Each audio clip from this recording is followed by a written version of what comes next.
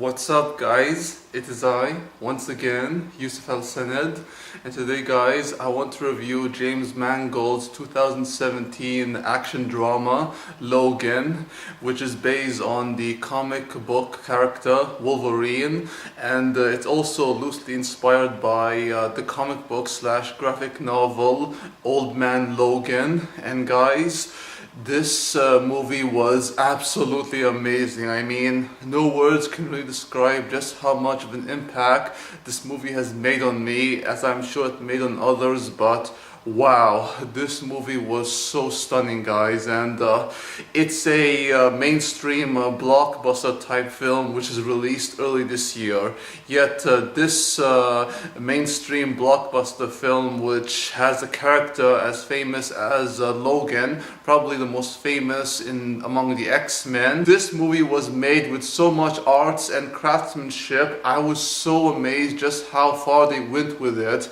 especially considering that we never once got a Wolverine movie, whether be it among the X-Men or just his standalone films, X Origins Wolverine or the Wolverine. We never once got a film where Wolverine actually cuts, slice and dice people and you see actual blood. If this movie is the final chapter in Logan's story, and I'm very certain it is, we finally got that quintessential Wolverine we've been waiting for a long time. This film was so great guys. I mean, I could go on praising it for as long as the video goes, but I will just describe the basic plot of Logan before I get into the good bits of the movie. Now, the basic plot, it's set in the year 2029, in which most of the mutants are near extinction, and we see Logan, who is now very old and scarred, broken, bitter, angry, and just filled with so much pessimism, and is just so hateful, especially how he's lost so many of his friends and family, the X-Men included, and he's just a very sad, broken shell of his former self. We see him how he's drunk and how he gets into a fight. He kills a bunch of these Latino gang members, and we later transition from that scene to him caring for Charles Xavier, aka Professor X, as they take refuge in El Paso, Texas. And we also see that there's another man who's caring for the professor, that man being Caliban. He's played by Stephen Merchant, and Patrick Stewart returns as Charles Xavier, and he's fantastic, as is Stephen Merchant as Caliban. And Charles Xavier tells Logan of a young mutant who's soon to come, and how they must protect her no matter what the cost. This young mutant is in the form of a little girl who is Laura, also known as X-23, and she's played so very well by Daphne Keane. I absolutely love this young actress. I can't wait to see more of her. And Laura is one of many children who are genetically produced super soldiers who were made at this facility. This facility on the outside is a healthcare facility, when actually they are creating these super enhanced, genetically produced super soldiers. And we see how this project, the Transigen as it's called, is to create these children from the DNA or the sperms of male donors as they impregnate the female carriers. What we see Laura go through, her and her friends, as they escape from the healthcare facility and they head for refuge in this place they refer to as Eden, which is located in South Dakota. It's not just Charles Xavier, but a Mexican woman whose name is Gabriela Lopez. She also tells Logan and pleads with him to take Laura to Eden, where she may find refuge with her friends. Gabriela actually worked at the healthcare facility, and she witnessed the horror that was part of this Transigen project. At first, Logan is very hesitant to take this girl and to protect her and take her all the way to Eden, because after what he's been through, what he endured, the pain, suffering, loss, it's just consumed him. It just changed him. him. I mean, Logan came to the X-Men looking for help, or he didn't want to look for help until Charles Xavier tried to insist that he needed that help.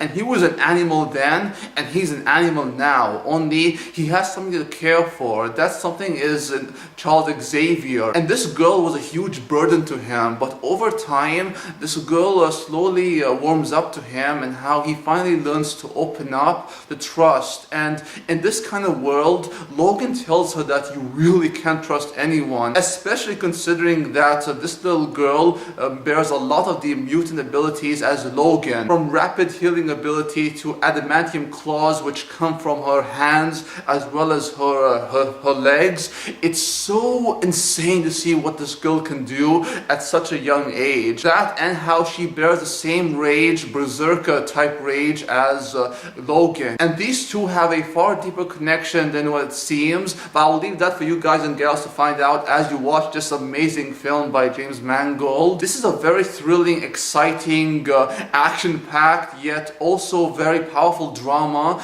about the degradation of Wolverine, aka Logan. It's about Logan finding his resolve to protect this young girl and to ensure her safety, while at the same time battling this poison in his body, the poison being the adamantium which is killing him. And this is a true redemption story for Logan.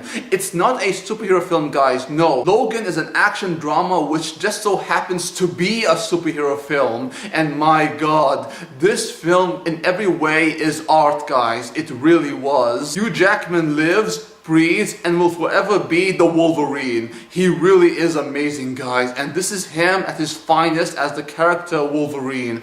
I absolutely love every scene he's in, and just how human Logan is. Logan is filled with so much hatred, so much anger, especially how much he's lost and how all he has to care for is Charles Xavier, and yet he found this connection with a young girl in Laura, and Laura is so amazing, guys. This young actress who plays Laura, Daphne Keane, she is so fantastic. Daphne Keane brings so much range to her character Laura. She can be aggressive and wild and just feral like Logan, and she can also be a little girl who is very confused about the outside world. The smallest things intrigue her, like whether be it a elevator which goes up and down, or just a movie which she watched with Charles Xavier while at a hotel room in Las Vegas. It's just those small details which really show that despite Laura's superhuman ability or mutant ability, she is still a little girl. Stephen Merchant as Caliban is great. I love Richard E. Grant as the main antagonist of the movie, who is behind the Transigen project. I also love this other guy who's in the film who has this bionic arm.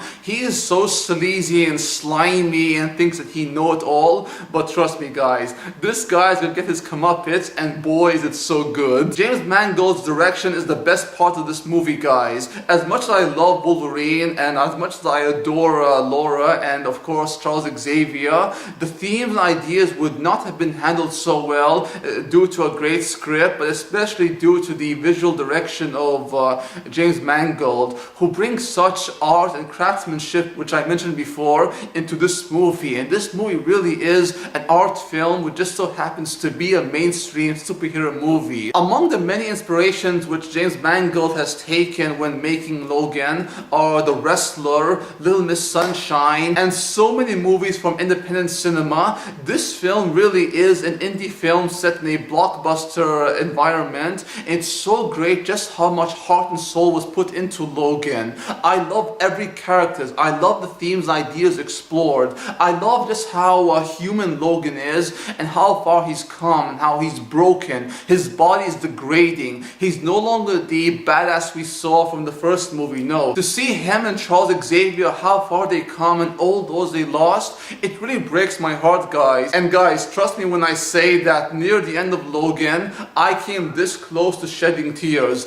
This movie was so powerful in the drama and just how heavy and deep the themes, ideas were, and the relationship between Laura and Logan, which was so fantastic. It had so much heart, so much soul, and the payoff was so great. great. I came this close to crying. It's not just an end to Logan's story, but it's likely the end to the X-Men series unless 20th Century Fox wants to make more money. I hope to God they don't do that. If Logan is in fact the last chapter in Wolverine's story, it's such a great send-off for the character Logan, aka the Wolverine. It feels so perfect. Everything is resolved. All the issues that he had in his lifetime is done.